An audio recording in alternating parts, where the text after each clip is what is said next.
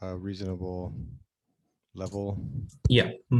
Okay, so also please feel free to interrupt at any time. I have no problem being interrupted. So I guess I'll jump right into it. Why do we want to use Lattice QCD for nuclear physics? Well, here I have a little cartoon slide with a number of sort of high level motivations, and I will claim with a straight face that Lattice QCD can be used to help on all of these different problems. So, why is the universe composed of matter and not antimatter? Does dark matter interact with matter beyond gravitationally? What is what are the properties of dense nuclear matter? Or more simply, what are the properties of the proton? And so here I have these little pictures just to, I don't know, for fun. So let me use a couple specific examples. But first, let me say, of course, we're not going to make great progress with just Lattice QCD and all of these areas. What we really need is some coordinated effort between Lattice QCD results, effective field theory, and theories of many-body nuclear physics.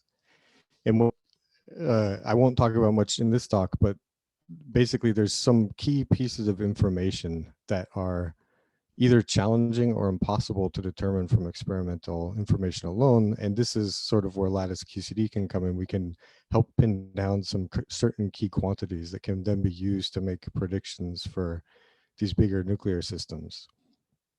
And by making this connection through effective field theory, we can propagate the uncertainty directly from the standard model into these theoretical predictions, because as you probably heard, Lattice QCD has a completely quantifiable uncertainty budget.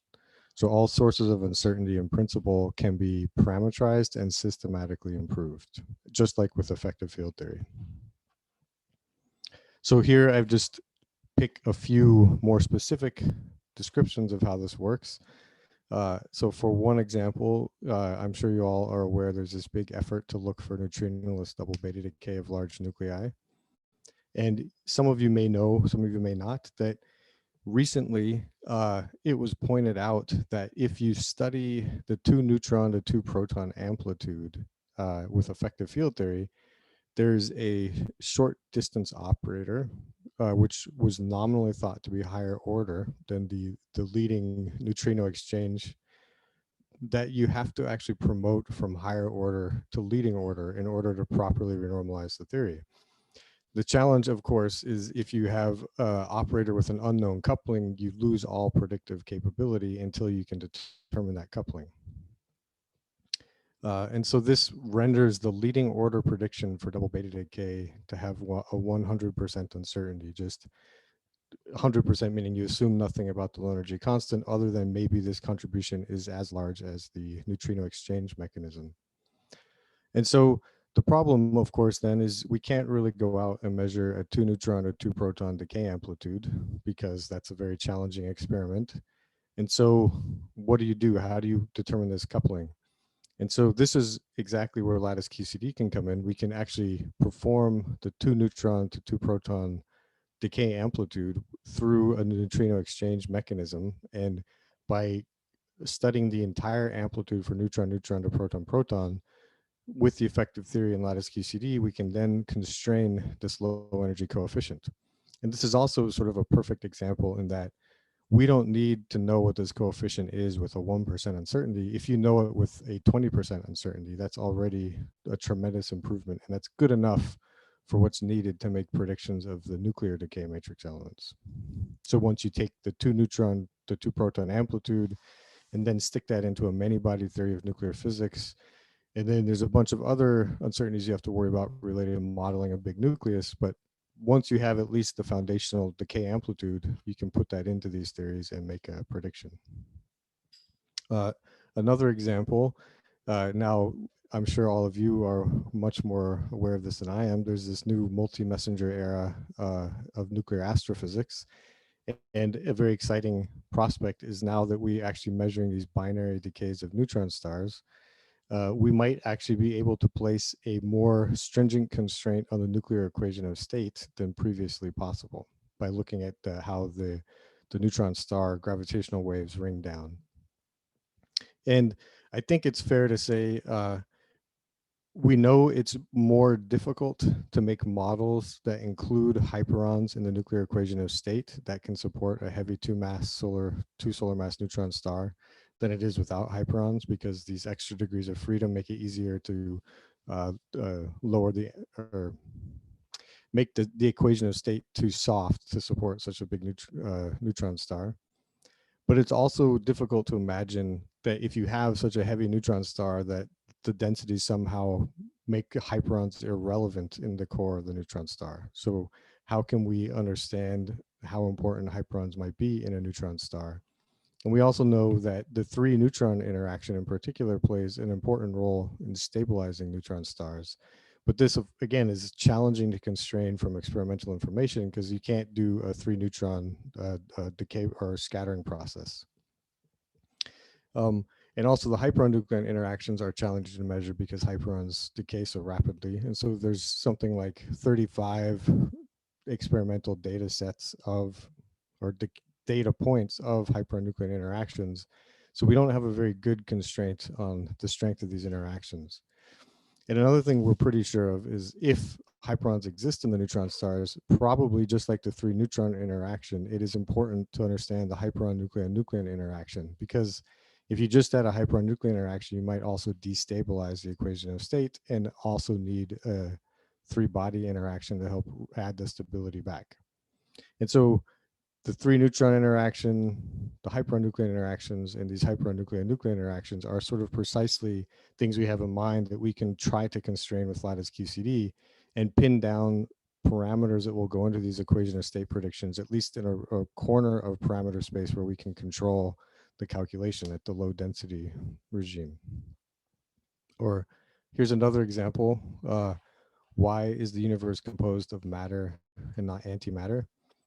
So our current understanding of the universe, we know, requires orders of magnitude larger CP violation than exists in the standard model.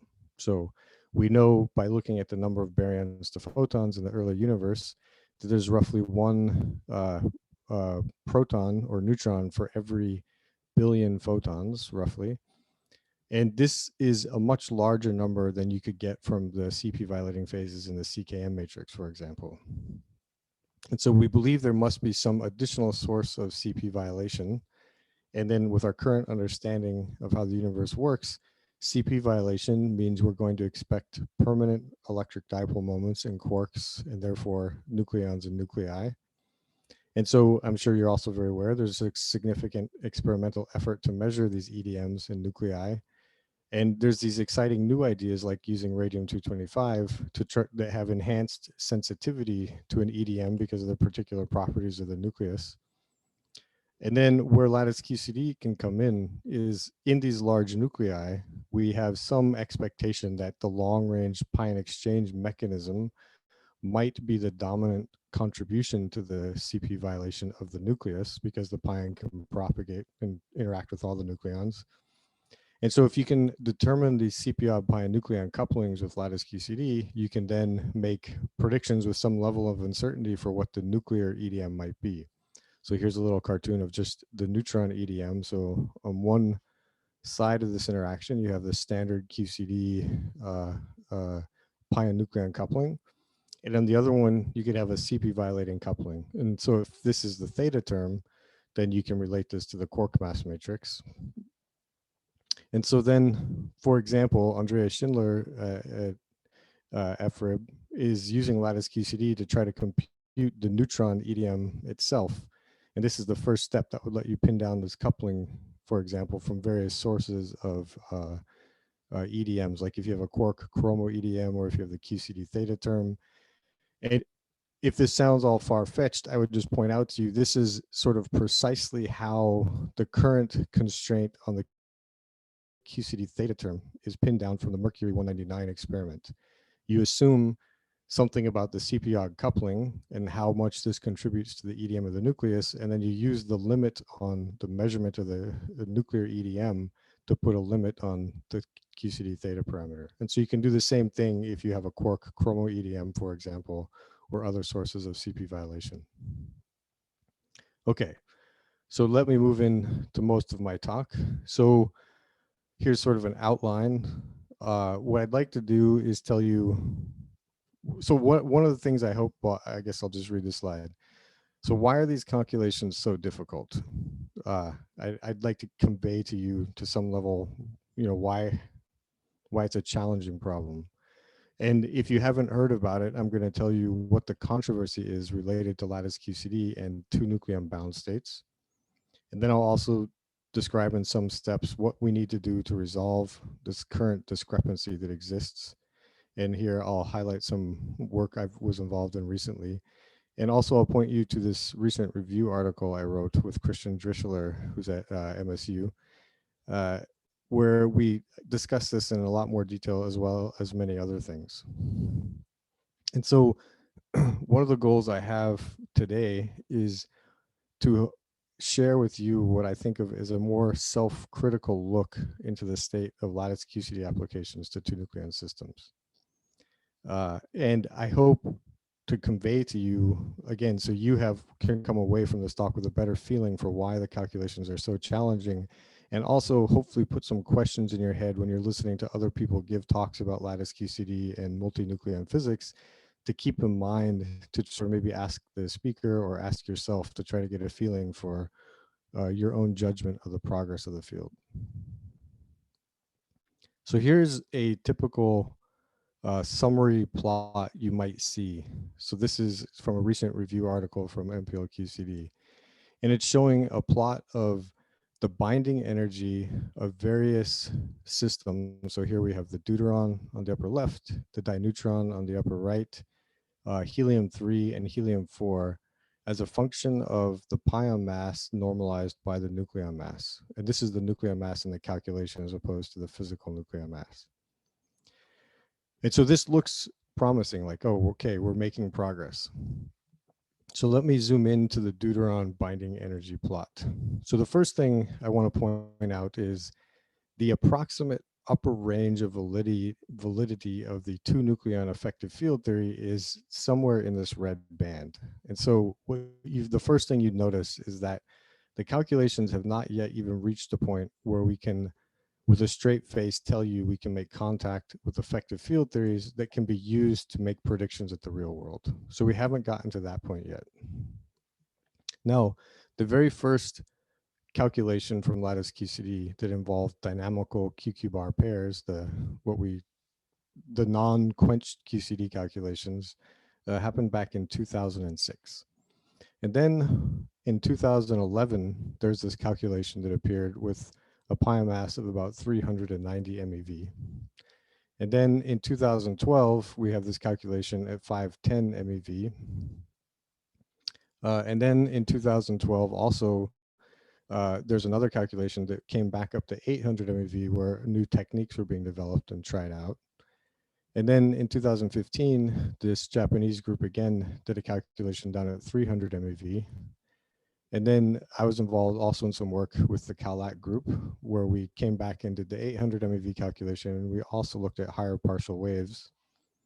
And then 2015, MPL QCD had these results at 450 MeV, and very recently they came up with an update of the results down here at 450 MeV.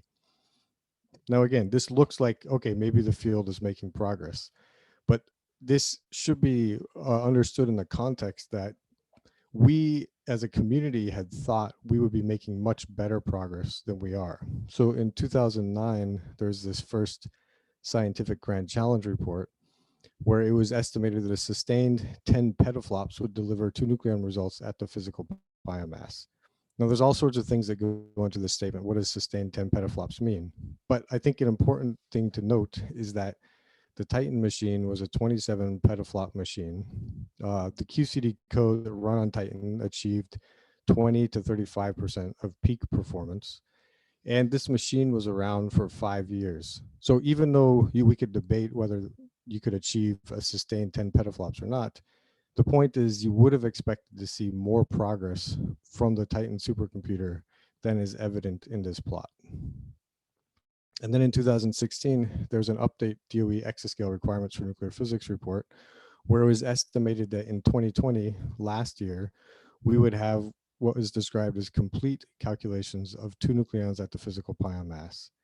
And what a complete calculation means is we have performed a full continuum extrapolation and infinite volume extrapolations, and we'd be running calculations at the physical pion mass. And again, from this plot, you can see we're definitely not there.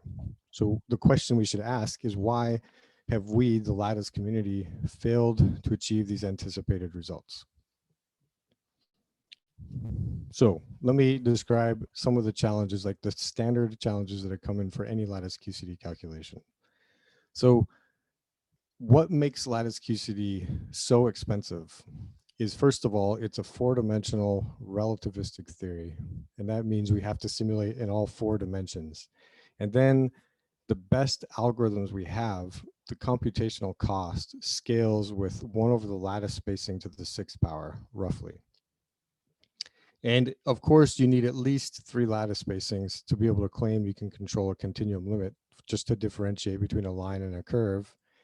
And so if you want to span a power of 2 in your lattice spacing, that means you need 64 times more computing power between the coarsest and the finest lattice spacing. And that's a generous, as a non-conservative estimate.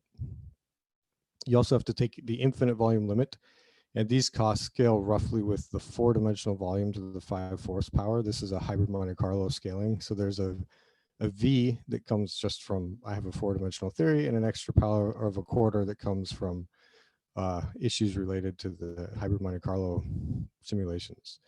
And then for nuclear physics, there's this particularly challenging problem, which is when you try to drop the pion mass to the physical point, we're really hit with this exponentially bad signal to noise problem.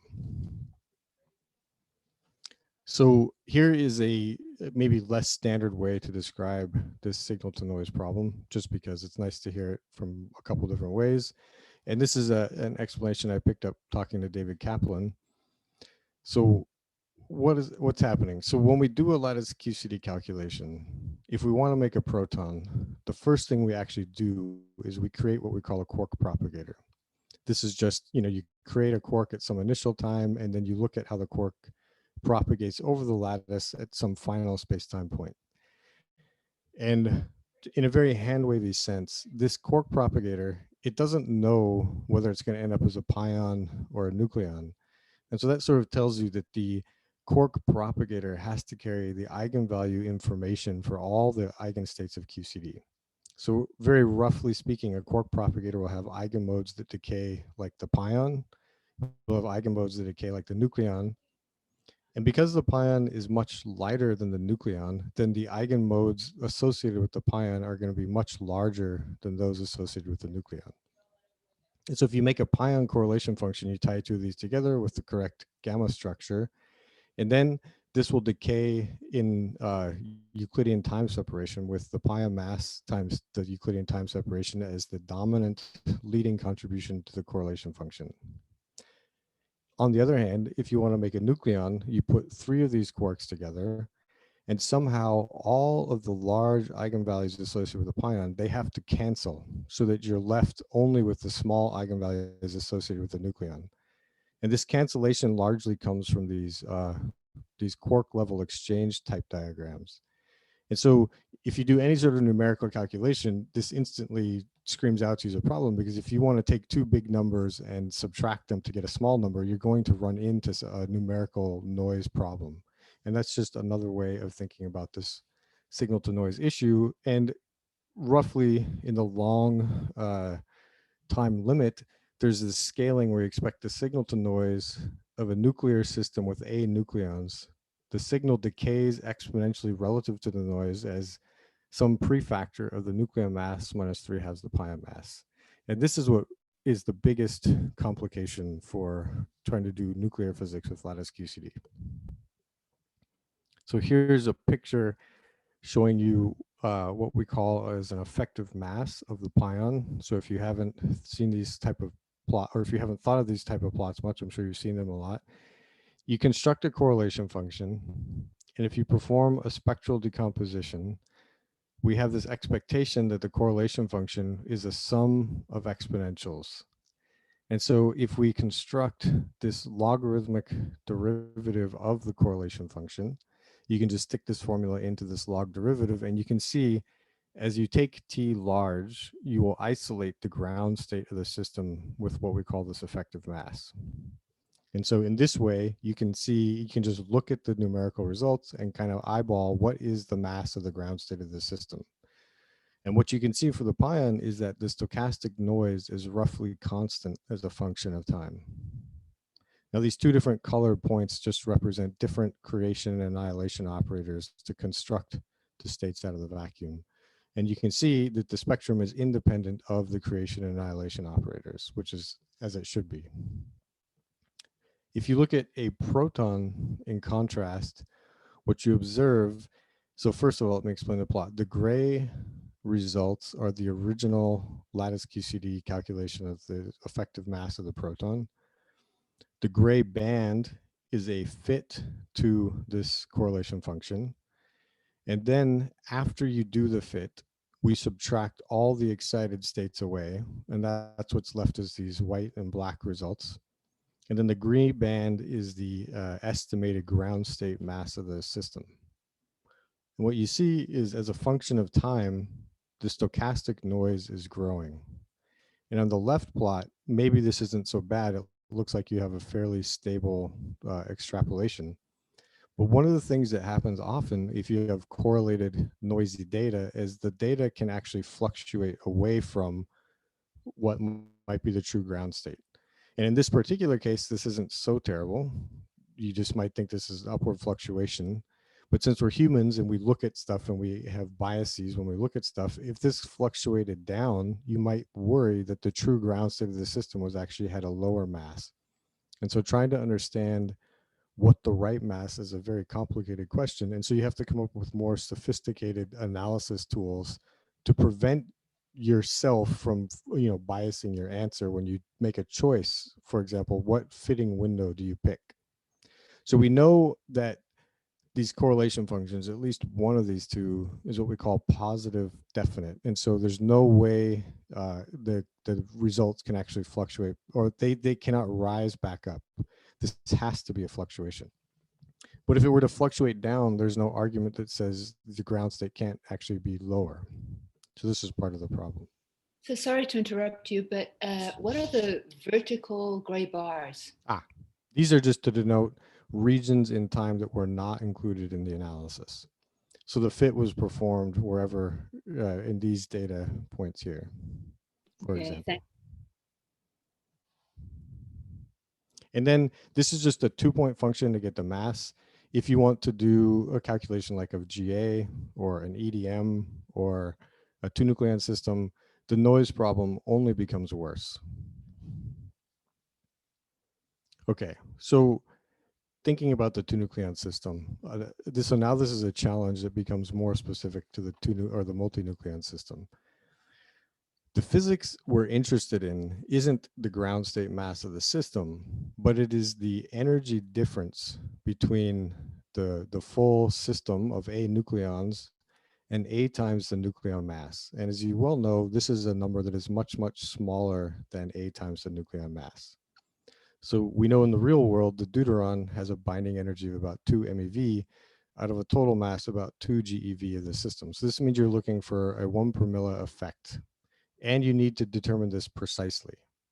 So you can already start to see the problem. Because we're simulating a relativistic system, we cannot simply subtract the ground state mass. We have to solve for the full mass of the system and then have enough precision to determine the interaction energy precisely.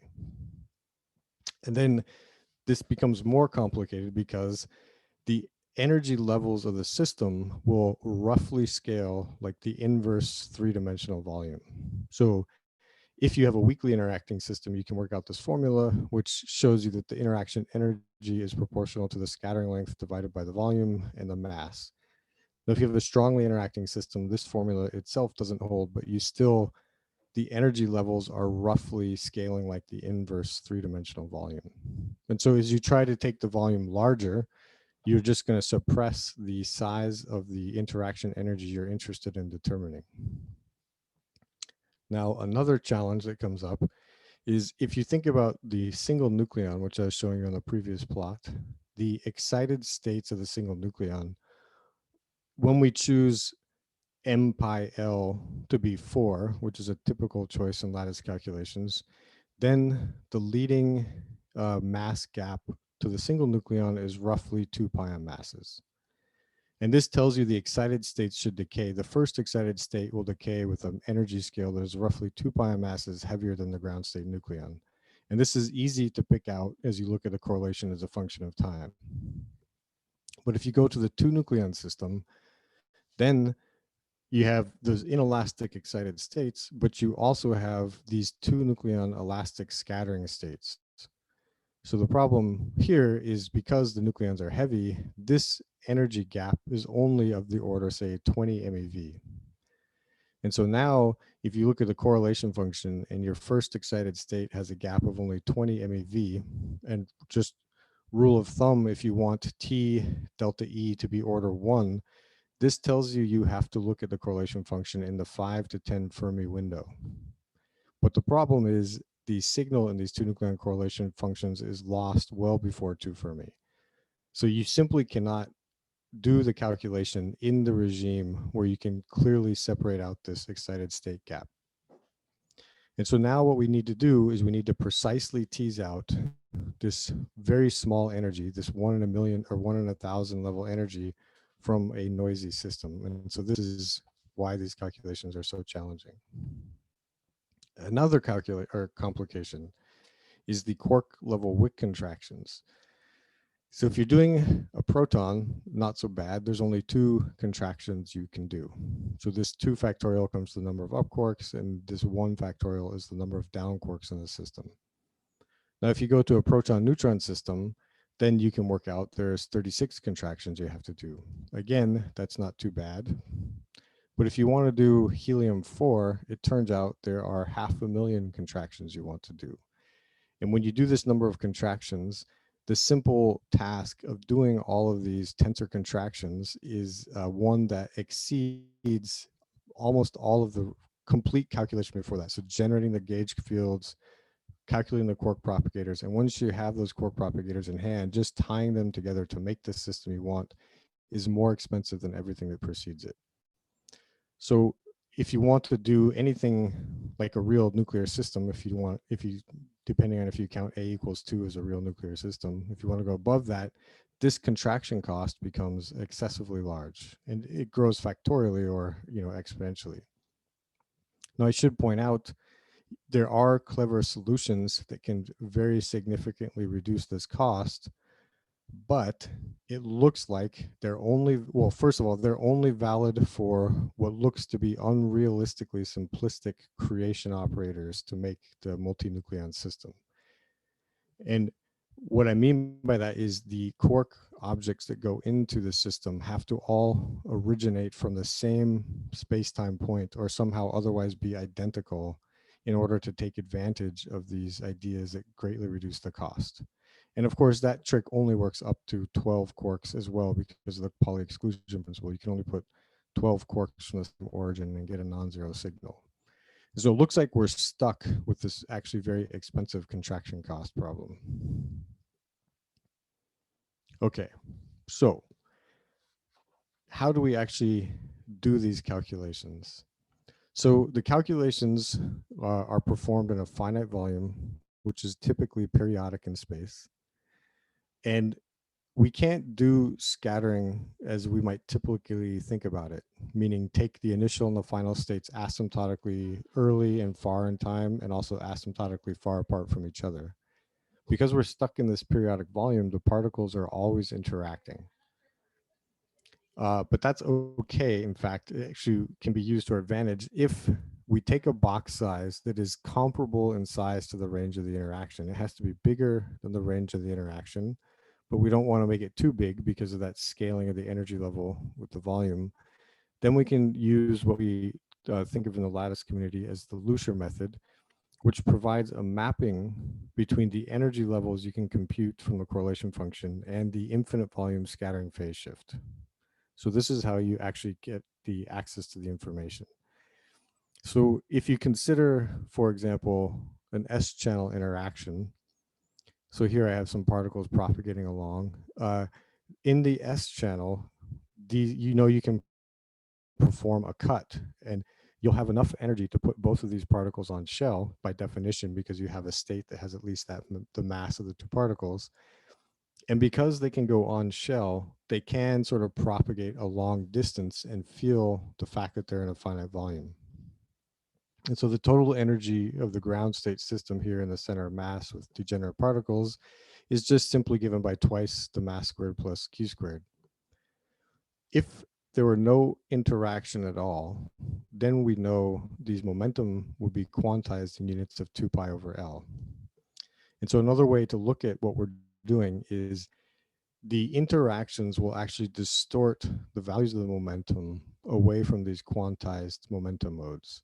And it's the shifting of these values of Q away from the quantized modes, which is where all the interaction lies. And that's how we get access to the infinite volume scattering phase shift.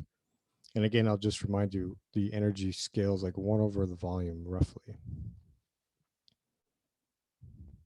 So let me jump gears and say there's a completely alternative approach that has been developed by the HAL QCD collaboration, and they call it their HAL QCD potential. And this is a more advanced version of the potential, but more or less what they do is they set up a beta salpeter kernel, and they apply this linear operator. I guess it's not linear because it's double time derivative, but they apply this operator to this correlation function R, where this correlation function R is given by the two-nucleon correlation function with some coordinate R defined over here on the right, normalized by the single nucleon correlation function squared. So if you recall the spectral decomposition, the single nucleon correlation function, the dominant behavior will be exponential of minus the nucleon mass times time. So if you square it, you get two nucleon masses. And then the two-nucleon correlation function, the ground state behavior will be twice that nucleon mass plus the interaction energy. And so you can see in the long time limit, this will set up exponential decay that goes like the interaction energy. And now what HAL QCD does is they use plane wave operators to create the nucleons at roughly zero momentum. So this is actually a three-dimensional wall source. They're setting up a big volume source. And then they look at the correlation function where they annihilate the two nucleons separated by some distance r, and then they project onto zero total momentum proportional to this x vector. And then what they do is they make an ansatz that this beta salpeter kernel can be expanded as a local gradient expansion. So here the leading term is just the central potential. And then you have the spin dependent potential, and then the orbital angular momentum potential. And then there's some higher order corrections where you have some derivative acting. I guess the delta function should be over on the right, not the left. So the derivative can act on the delta function. And then these corrections will be suppressed by some scale lambda. One of the challenges people have had in trying to understand this potential method is this scale lambda. It's not entirely clear what this should be because it's not a systematic expansion as like an effective field theory is. But we know it's some typical QCD scale. So now if you make the assumption that this correlation function R is free from inelastic excited states. So what I mean by that is you go to a long enough time where the inelastic excitation of the single nucleon and the two-nucleon system have decayed away, such that this correlation function is only dominated by elastic scattering states of the two-nucleon system, then this equation gives you, this time-dependent equation gives you a potential that is valid for all of the two-nucleon elastic scattering states. So they don't need to go to asymptotically large time where they only have the ground state. They only have to ensure that the contributions to the correlation function are dominated by the elastic two-nucleon scattering states. And then this potential will be valid for all of those. And so then what they do is they use this equation and this numerical correlation function that they construct to actually compute, or they solve for the potential. And then once they have a potential, they just stick it in the Schrodinger equation and get the spectrum of the system. And so the potential itself, they get these very nice looking plots. So those of us who think about nuclear potentials, this looks like this very, familiar potential where you have a long range tail with some medium range attraction and then some short range repulsion. The typical two-nucleon potential we think of from our nuclear textbooks. So as you also know, the potential itself is not an observable quantity, but the combination of the correlation function and the potential they determine from that correlation function does produce observable results, which are these phase shifts. And so one way you could think about this is simply that the HAL QCD potential method, if I go back up, if I were to actually Fourier transform over the relative coordinate r, this would then become the standard correlation function that's used in other methods of doing the calculation of two-nucleon systems. So it's not very unfamiliar. And so this HAL QCD potential method has to reproduce the Lucier quantization condition at the allowed values of momentum, where the momentum are allowed by this Lucier quantization condition. And in between those values of momentum, this HAL QCD potential is just provides a means of a smooth interpolation function of the phase shift between these points.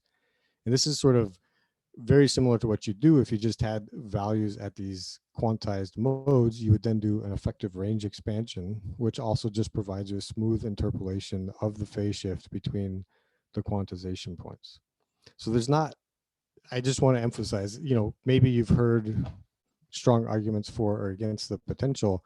And I just want to point out that it's very similar in practice to what we're doing. So I think of it as just this interpolating function that carries you between the allowed quantization points.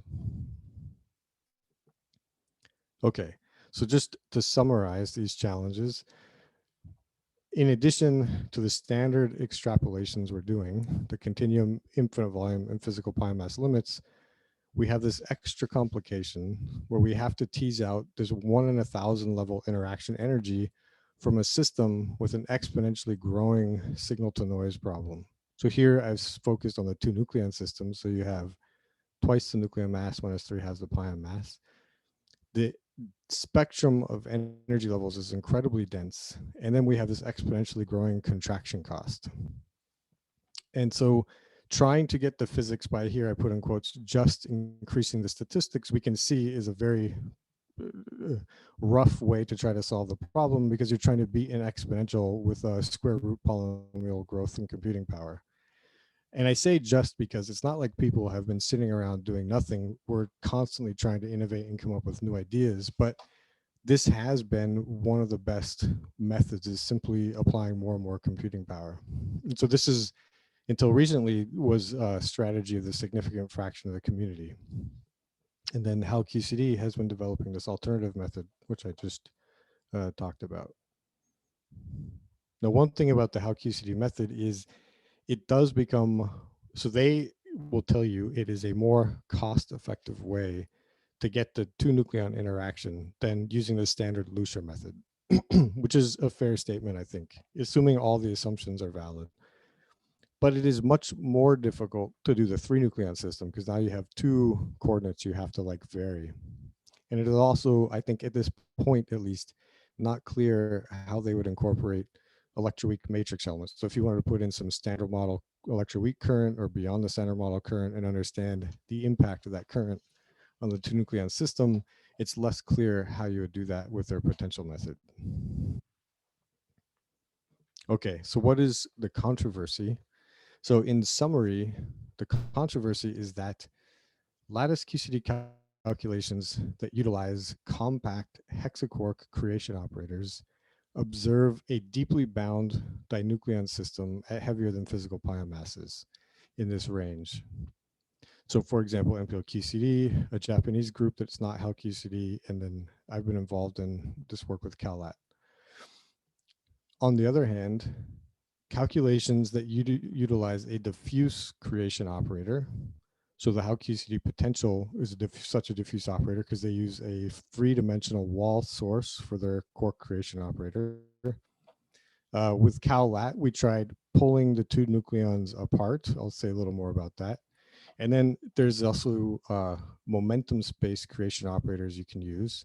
So this is work I'll talk about later. This, what I, for lack of a better word or name, have called the Slaffen work. And there's also a group in Minds.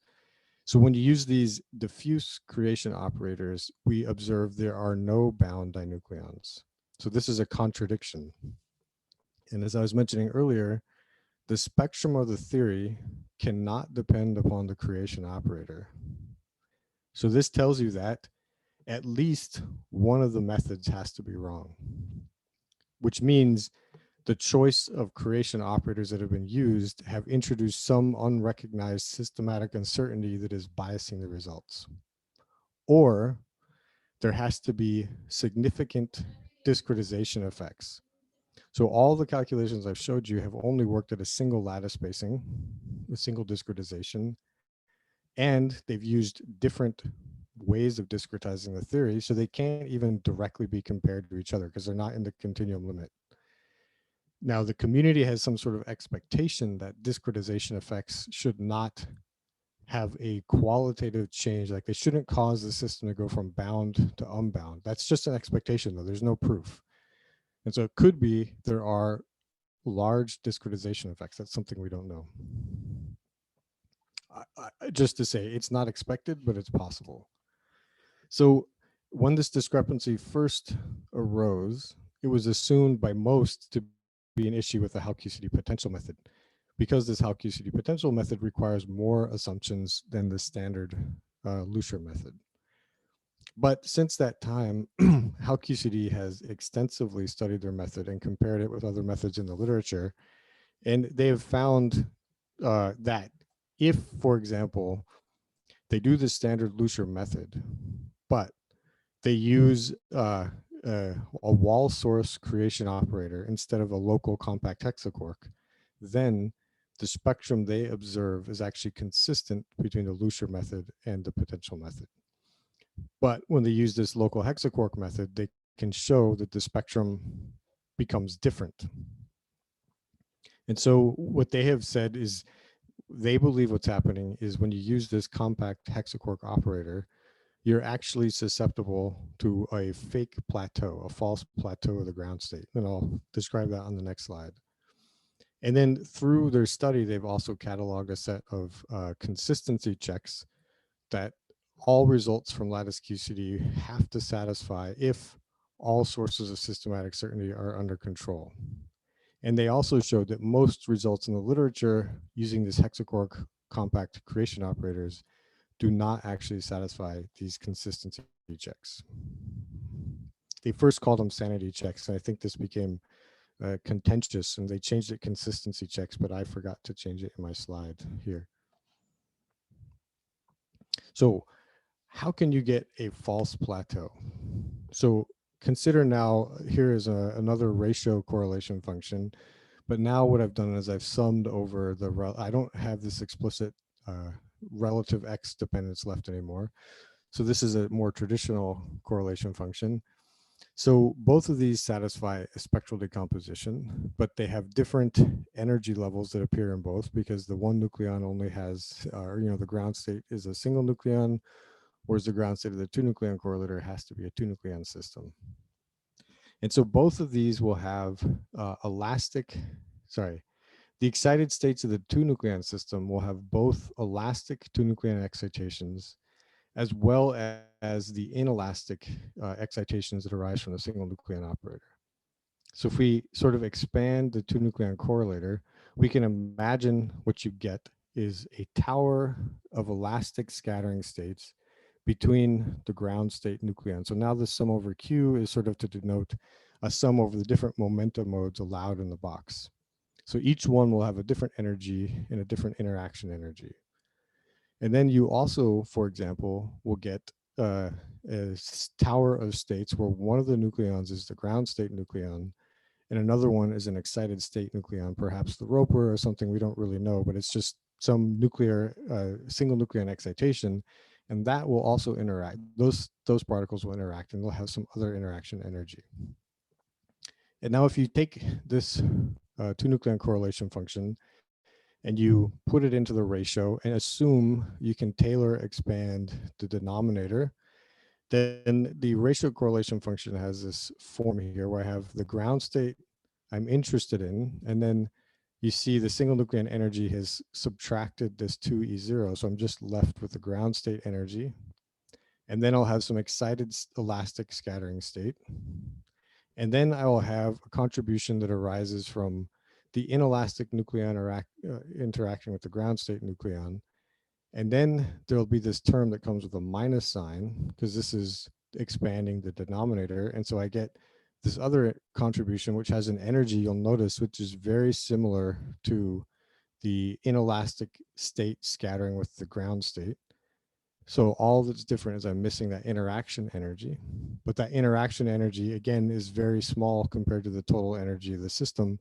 And so the energy scales of these two terms will be very similar. And so there'll be some cancellation. So we have these excited scattering states, which persist for something like 4 or 10 Fermi.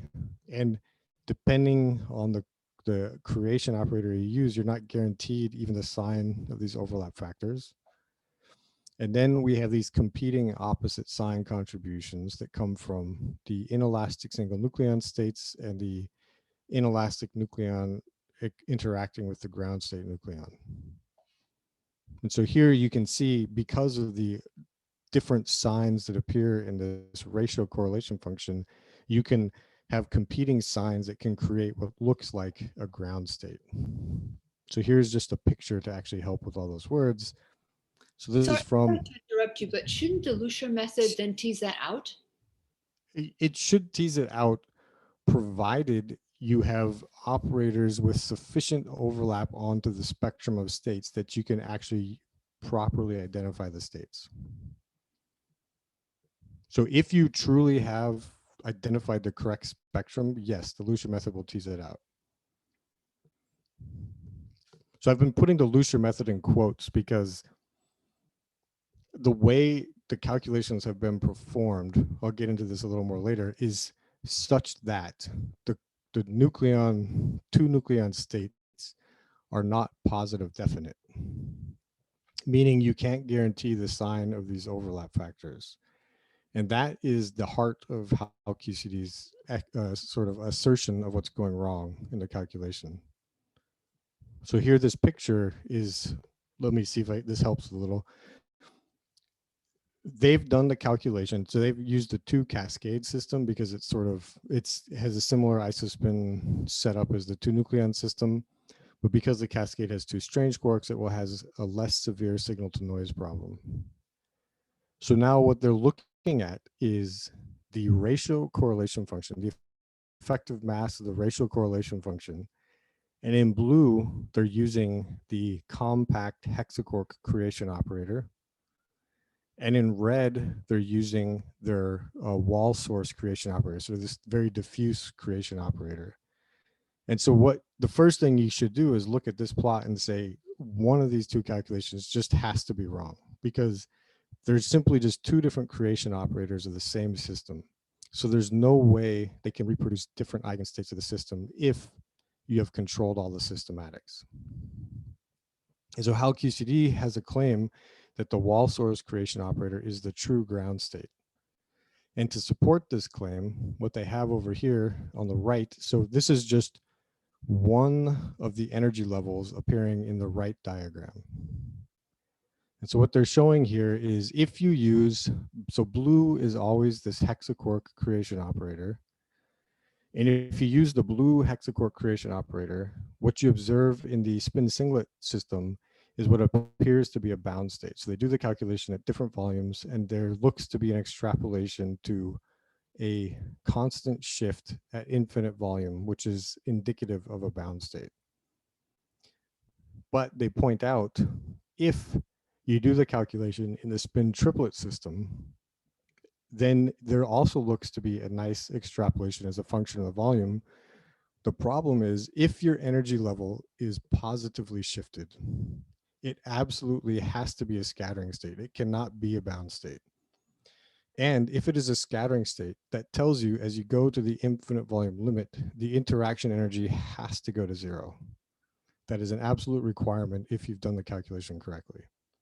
And so their argument is that this is a fake energy level, because when you analyze these energy levels, this looks like a nice stable ground state, but then when you look at it as a function of volume, it is not behaving as it should if everything is under control. Conversely, if you use the wall source creation operator, then what they observe is whatever they do, these energy levels, they look different. For example, there's two different ways of doing the wall source. They have a relativistic and a non-relativistic wall source creation operator. And it looks like they're getting a different spectrum, but as they take the infinite volume limit, they become scattering states, consistent scattering states in the infinite volume limit. And also these negative shifted energy levels also seem to extrapolate to zero interaction energy, which tells you this was really a scattering state and not a bound state. So this is evidence they've presented that the local hexacore creation operator is subjecting you to fake energy levels. And when they do the calculation with their potential, they get a spectrum that agrees with the wall source creation operator. I don't know if that helps answer the question, but more or less it's all tied up in the systematics of correctly identifying the spectrum of the system. Yes, thank you. So here they also developed a set of consistency checks. So what's going on here? So on the left is a plot of the pi scattering system in the row channel, and on the bottom of the slide here, what I'm plotting for you is if you studied the pi system in the row channel and you only used a q bar q creation annihilation operator, this is what you get as the effective mass of the system, this gray. And if you just were to look at the gray all by itself, there's nothing indicating there's something has gone wrong. This looks like a well-behaved correlation function with a well-behaved ground state. If you add two pion operators and you study the two pion operators in combination with a local q bar q operator, and now you have a variational basis and you actually diagonalize the operators, then what you observe is the spectrum shifts to the red and the pink. And if you do that, you get this gray bright Wigner behavior of the row. Whereas if you only use the local q bar q operators and you shut your eyes, you would reproduce all these energy levels here. And so what you observe is they sort of bounce around the right mass of the row, but they don't reproduce the expected behavior based on, so this gray band is another way of just saying the Lucier quantization condition forces a resonance to have this behavior. You know, the phase shift, just like in the real world, has to go through 180 degrees as you pass through the resonance. So now, if you look at the two-nucleon system, you have a very similar set of Lucier quantization conditions. So these dashed lines are what we call the Lucier lines. So any energy level has to fall exactly on one of these dashed lines. And so if the calculation you're doing is done correctly, what you will find is a set of energy levels that can be parameterized by an effective range expansion, which is this red band. And if you have a bound state, you have to cross threshold zero energy with a negative sign in q cotangent delta.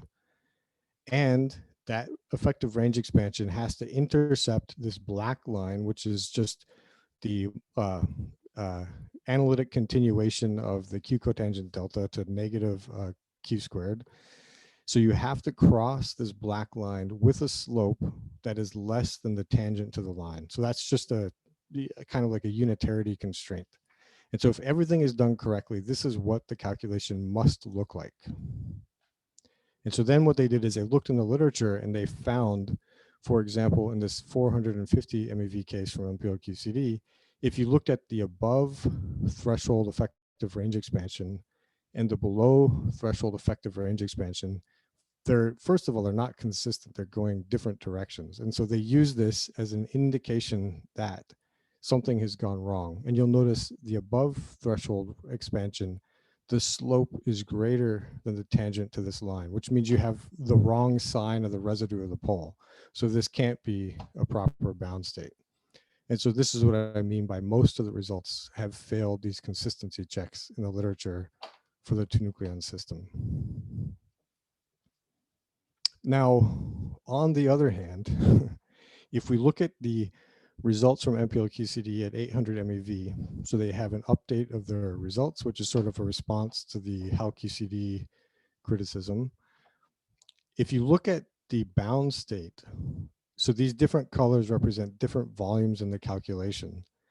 They are behaving sort of exactly as you expect in that they are volume, more or less volume independent, which is what you expect out of a bound state. This blue line is the two particle threshold. So they have an energy level that is negative. So they have a negative energy shift, and they're roughly volume independent. And this n equals 1 is the ground state. They just chose 1 as opposed to 0. Like most people will say 0 is the ground state in the literature, but this is the ground state here. And then if they look at the first excited state, then the different volumes seem to plateau to different energy levels, consistent with having a volume dependence into energy. So these results at 800 MeV, there's nothing in the results themselves is it indicative that something is going wrong. So we're sort of stuck with this murky situation where at heavy pion masses, there's nothing obviously wrong with the HAL QCD potential method. There's also nothing obviously wrong with the standard results from MPL QCD, CalLat, and I forgot to put Yamazaki et al. Here.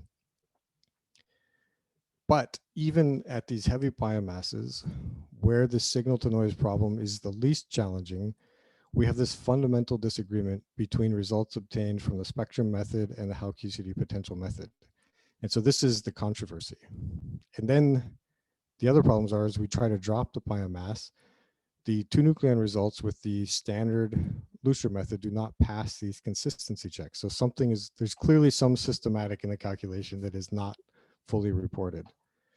And then we also have the situation we cannot seem to get below 300 MeV pion masses.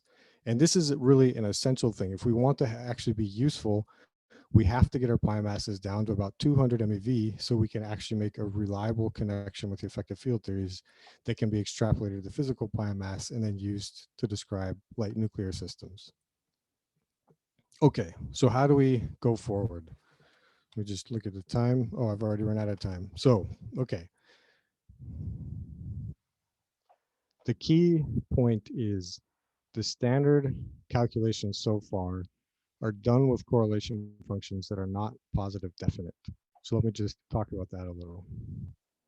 So here's this work I was involved in recently. We used what's called a stochastic Laplacian Heaviside method.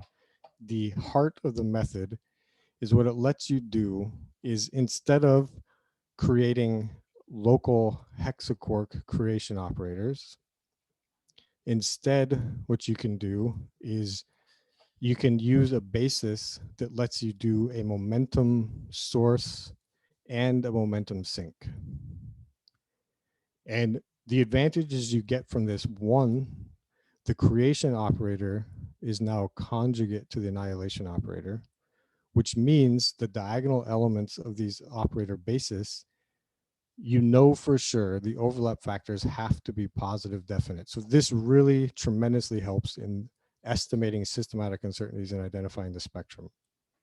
And you get a momentum source and a momentum sink. And the momentum source really means you're doing kind of a volume averaging. So you're getting volume more statistics as you do the creation operator. So this helps overcome the increased cost.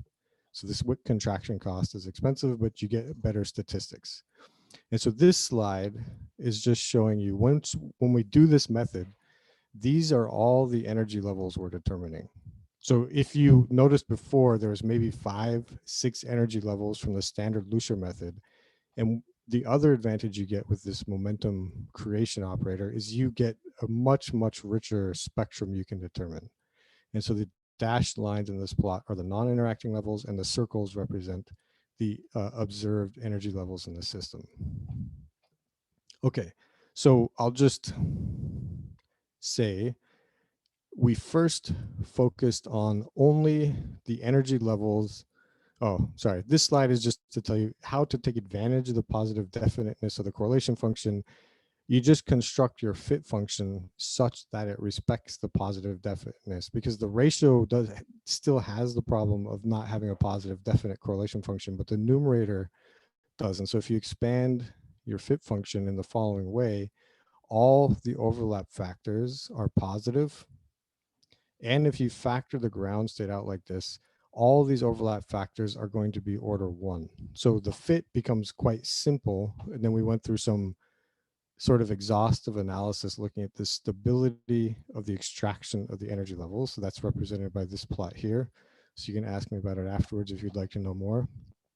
And then if we focus just on the energy levels below the T-channel cut that only have dominant S-wave interactions, that's what's plotted here on the right. And so we actually have 16 energy levels here. So this is already significant, factor of 2 or 3 more than standard. And we can do this very nice effective range analysis. We extract relatively large scattering range and scattering length, but I'll say it's not crazy. And from these results, you can actually use causality to infer some size on the range of the potential. So the range of the potential seems to be has to be bigger than about half of a Fermi. And then the key thing is you'll note the effective range expansion crosses threshold with a positive scattering or a positive value, so a negative scattering length. So this is indicative that we do not have a bound state. Again, a bound state has to have a negative crossing at threshold, and it has to cross this cyan line with a slope less than the cyan line. And so these results are in clear tension with MPL QCD. They were designed to be a similar pion mass as MPL QCD. So both the MPL QCD results and our results are done in the SU3 flavor symmetric point. And so these results are in very clear contradiction. We cannot yet draw a strong conclusion because the calculations were done on different gauge configurations with different lattice actions, so they're not in the continuum limit. It's possible this whole mess is just a discretization effect. It's possible. Our calculation also did not include a hexaquark operator. So maybe if you put in a hexaquark operator, all of our energy levels would shift and come down to be consistent with those from MPL QCD. That does not seem likely. It's quite unusual for a single operator to cause such a dramatic change in the spectrum, but it's possible. We can't rule it out. So we're in the process of investigating this. So we're pushing our analysis to higher states that includes partial wave mixing. So both the physical partial wave mixing like SD mixing in the two-nucleon system, but as well when you stick your two-nucleon system in a periodic box, the box itself induces unphysical partial wave mixing.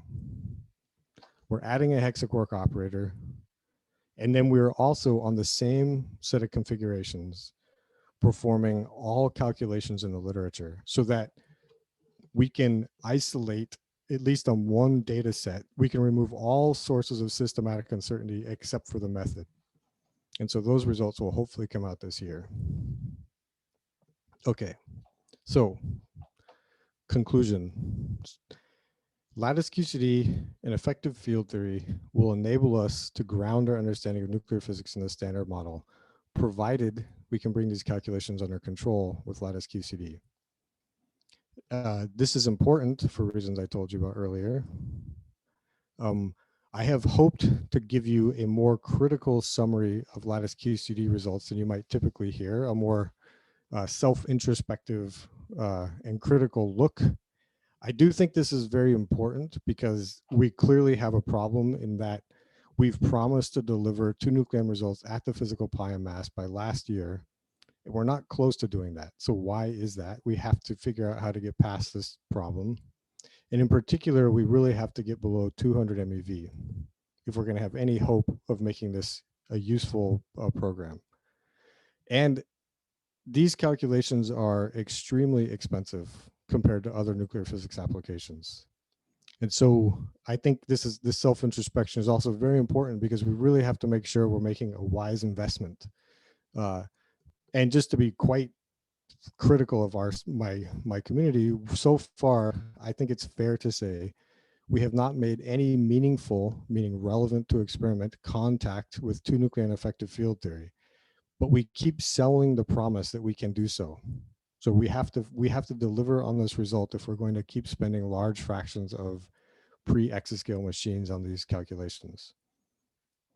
I have showed you an inconclusive but promising step towards resolving the two-nucleon discrepancy.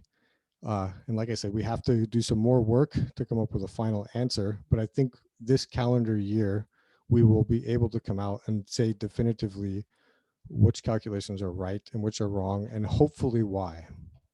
Now, let me just say, I don't want to leave you with a totally negative impression.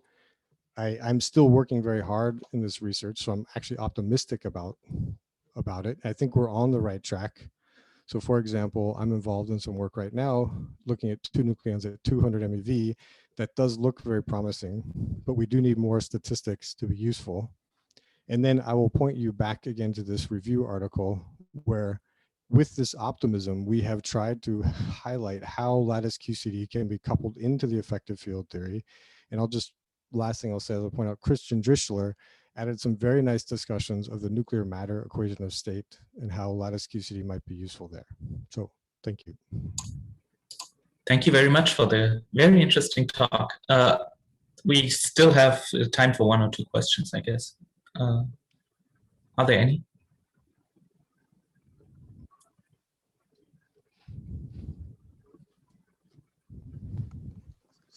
So Andre, I've got a question. It's Dean. Dean. Yeah, so excellent talk. I really enjoyed the thoroughness with which you went through everything.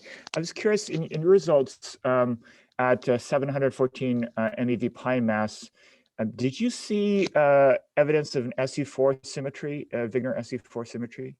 We have not explicitly looked for that. Okay. I'll ask you when we talk specifically how to look for that. Okay, sure, certainly. Yeah.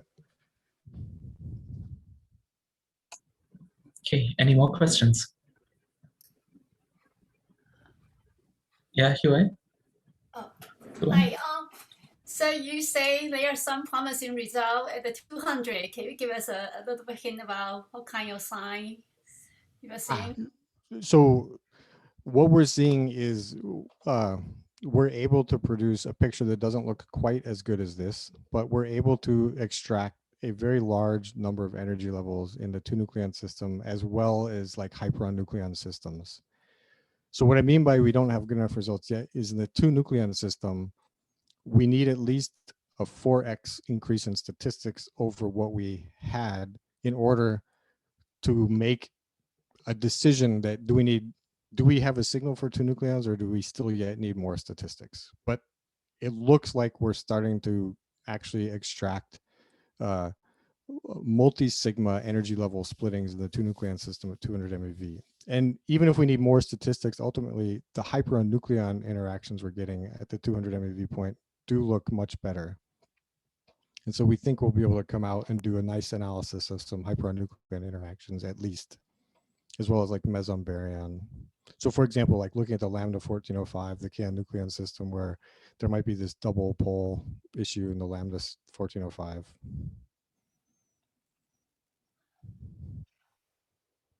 So if you have time for one quick follow-up, so this 200-ish result, is it just increase of the statistics, or you actually go to the final lattice spacing so you can actually see, does that help at all? It's still a single lattice spacing. It's a lattice spacing of about 0.06 Fermi. So this is using what's these CLS lattices. It's what they call their D200, which has like a 0.06 Fermi lattice spacing. M pi L is a little bigger than 4. I can't remember exactly, it was off the top of my head. But it's, I think the real advantage is applying this variational method where we're getting these momentum source and sync creation operators is letting us pull out this rich spectrum on these ensembles. So we're right now running on Frontera trying to quadruple our statistic, or now we only have to double the statistics. We've already doubled it once, and now we're trying to double it again.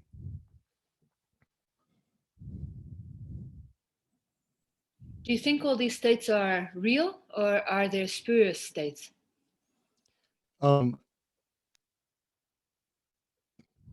So assuming that the compact hexaquark operator would not distort the spectrum, all these states are real.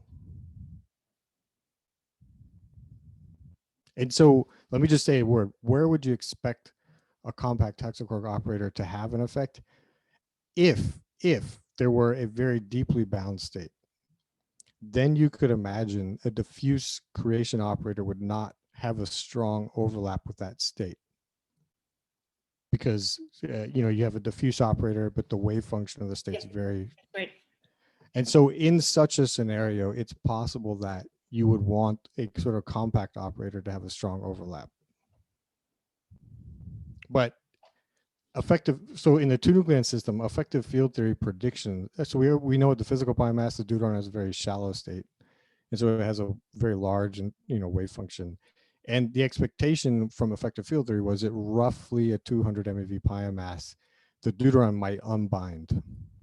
And so the scattering length would get even larger and larger, which would mean the wave function would spread out even more. So that's one reason why we don't expect the hexaquark operator to be particularly important for the di-nucleon system. The H-dibaryon is a case where maybe it's become more important, because in the H-dibaryon system, you don't have single pion exchange, you only have two pion exchange. And so you're missing the long range tail. So just in a very hand wavy sense, you could imagine the H-dibaryon wave function might be, you might have a more compact system in the H-dibaryon where that might be more important.